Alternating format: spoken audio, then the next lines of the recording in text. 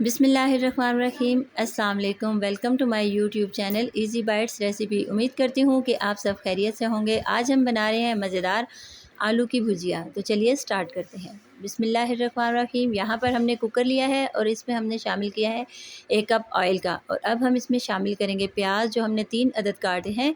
अगर आप मेरे चैनल पे नए हैं तो मेरी वीडियो को लाइक कर दें, शेयर कर दें और मेरे चैनल को सब्सक्राइब कर दें। तो प्याज को हम अच्छा सा ब्राउन करेंगे, इसका कलर आने तक। तो प्याज हमारा ब्राउन हो चुका है। अब हम इसमें डालेंगे 1 टेबलस्पून अदरक और लहसुन का पेस्ट। इसको डालने के बाद इसे अच्छा सा मिक्स करेंगे। मिक्स करने के बाद हम इसको कलर आने तक भूनेंगे। लहसुन की बहुत अच्छी खुशबू आ चुकी है। तो अब हम इसमें शामिल करेंगे टमाटर, जो हमने 5 अदद काट के रखे हैं। टमाटरों को इसमें शामिल करेंगे और अच्छा सा मिक्स करेंगे।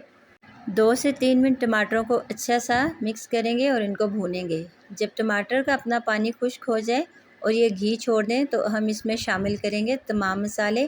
तो यहाँ पर हमने लिया है 1 टीस्पून नमक का शामिल करेंगे और 1 टीस्पून हम इसमें लाल मिर्च शामिल करेंगे। हाफ़ टी स्पून हम इसमें हल्दी शामिल करेंगे और 1 टीस्पून हम इसमें साबुत धनिया डालेंगे, पिसा हुआ।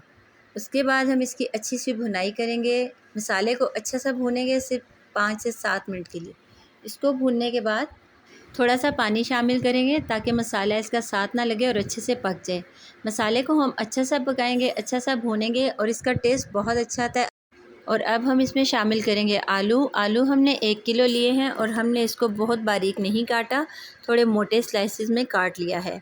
अब हम आलूओं को 4 से 5 मिनट के लिए अच्छा सा भूनेंगे और मिक्स करेंगे। फ्लेम को हमने मीडियम रखा हुआ है। और अब हम इसमें शामिल करेंगे 1 टीस्पून ज़ीरा डाल के हम इसे अच्छा सा भूनेंगे और 5 मिनट के लिए दम पर लगा देंगे।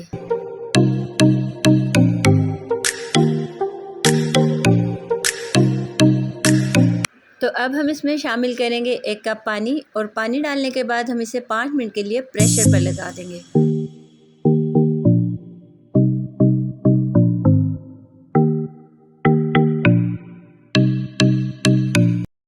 जी, तो अल्हम्दुलिल्लाह आलू हमारे रेडी हो चुके हैं माशाल्लाह से। और अब हम इसमें डालेंगे खुशबू के लिए कसूरी मेथी। फ्लेम को हमने ऑफ़ कर दिया है। तो चलें आपको इसकी फ़ाइनल लुक दिखाते हैं। उम्मीद करती हूँ आपको मेरी रेसिपी अच्छी लगी होगी। तो अपना बहुत ख्याल रखिएगा, दुआओं में याद रखिएगा। मिलते हैं नेक्स्ट वीडियो में। अल्लाह हाफ़िज़।